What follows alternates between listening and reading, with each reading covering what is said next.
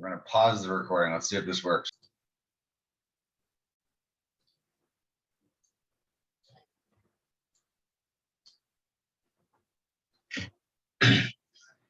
Big Frank. Hello, Paul. What's going on? How you doing, sir? I'm good. Bright and early. Absolutely.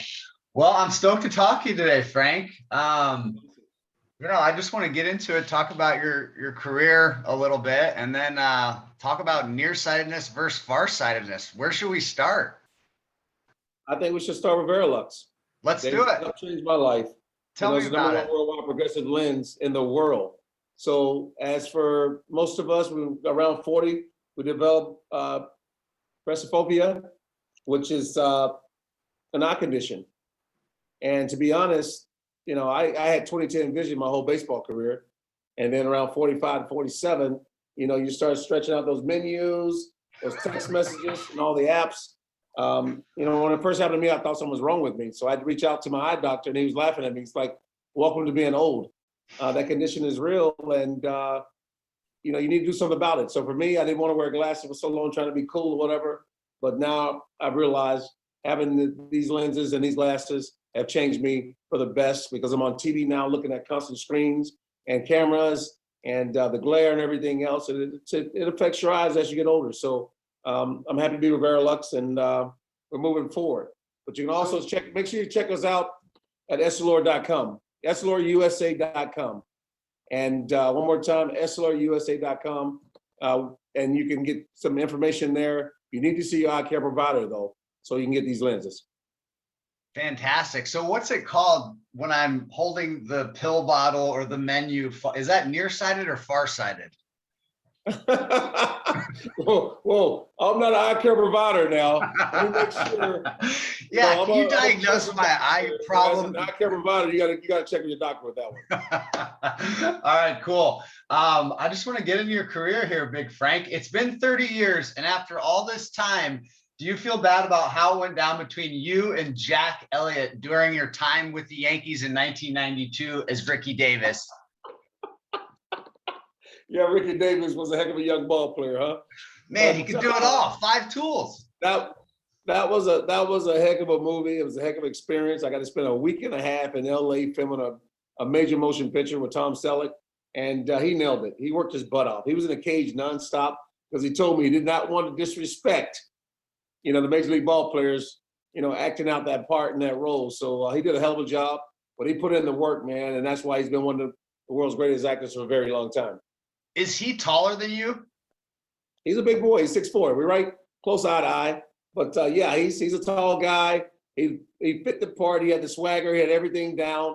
He did a lot of homework becoming a Major League Baseball player. Was the mustache more impressive or less impressive in person? You know what? It was more impressive. There was not a hair out of place. Well, I'm sure you didn't get on this call to talk about Tom Selleck's mustache all day. That's okay. He was a class man. I enjoyed my time with him. Awesome. Do you remember the best ball you've hit in your whole life? Like, that feeling of just stroking one. Do you remember it? Yes. I would say it was against Johan Santana when he was with Minnesota Twins. The ace. He hit me. He came inside with a fastball one night, and I hit it pretty much really close to the top in our ballpark in Chicago in left center field, but it almost reached the concourse. But it was a big home run. It was a game-winning home run, actually. Hey, that's even better. Yes. Where are your 2 AL MVP awards sitting right now? In my trophy case at home. Yeah? Yes. I have a really nice trophy case. When you're just sitting in your living room watching the news, they're just kind of over there like, oh, there's those 2 AL MVP trophies. Yeah, I reminisce all the time. I look at all my trophy case and all the accolades and awards, and I'm proud of it because I put in a lot of work. Nobody gave me nothing. They always thought I was a football player playing baseball, and to achieve the way I did, it was something special mentally and physically, and I'm really proud of my career. Talk about that for a second. Do you ever think about how your life would be different if you hadn't gotten hurt playing football early in your career at Auburn? No. I really wanted to achieve baseball. I was on a back-to-back state championship in high school, and I knew I could play baseball. But down south, everybody looked at me as a football player, so I had to prove my worth. I went and played college football, and Coach Pat Dye gave me a chance to walk onto the baseball team. But he said I had to earn my way in football first, and I did. So he gave me the chance to walk on, and the rest is history. What is the best pre-social media 80s, 90s world interaction story that you, Bo, and Chuck had? Well, it's one of those things that we didn't have the cell phones as like we do now. You don't have the social media.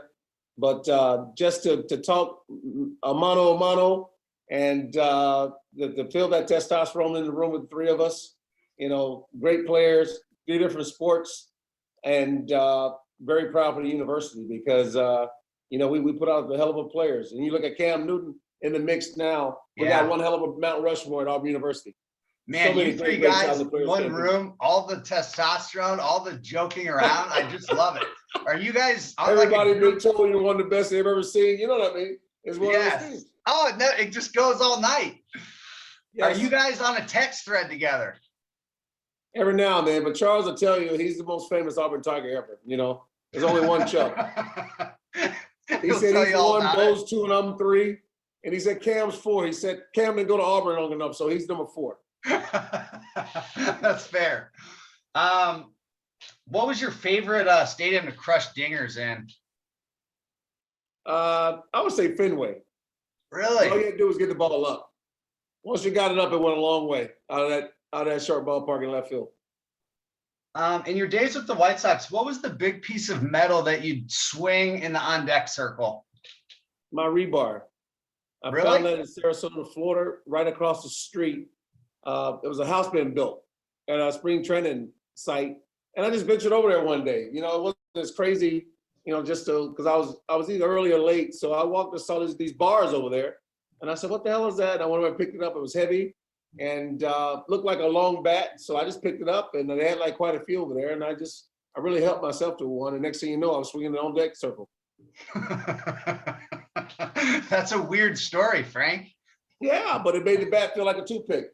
All I did was put tape around it, took it on back on deck circle, because I never liked the way it ends.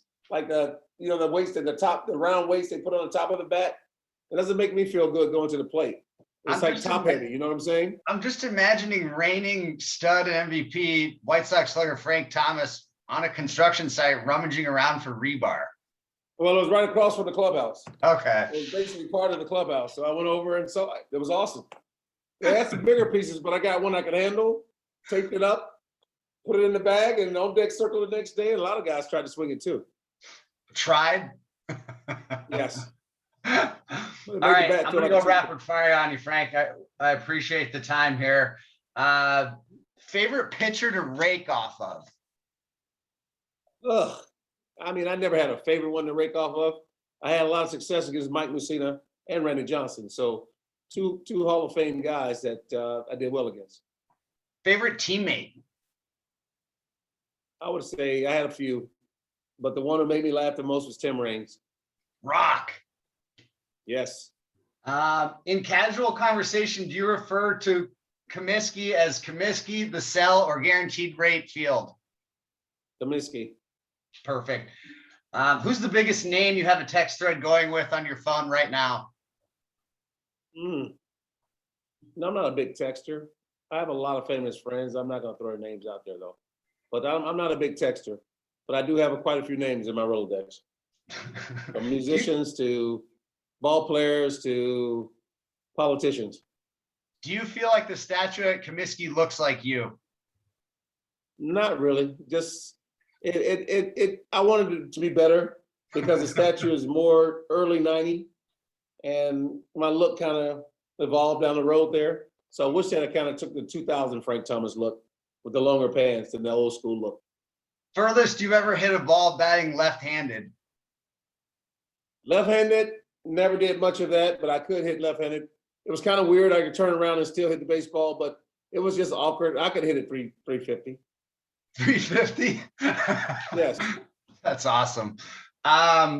More nervous, All-Star game, home run derby at bat, or regular season at bat? All-Star Home Run Derby. Everybody's world is watching watching. you, trying to pound it. Yes, yes. Final question. First thing you do is hit a home run when everybody wants you to hit a home run. It's like you're a robot and everyone's like, oh, that one only went 325. Yes, Has anyone ever had the stones to call you the big skirt to your face? yes, Really? yes, fans. Oh God, what, Yankees fans? All kind of fans, you know, that's just, they got to get in your psyche somehow. Did it was anybody really a ever get nickname. in your psyche? No, but they tried. The They big really- hurt. you know, It's that's been all. awesome to speak to you, sir. What's that site again? Can you give it to me one more time? It is EssilorUSA.com. All right. Frank Thomas, the man, the myth, the legend. Love speaking to you, sir. Thanks for everything. Thank you. Good luck with the rest of these. Thank you. Enjoy. Take care. Okay, we're going.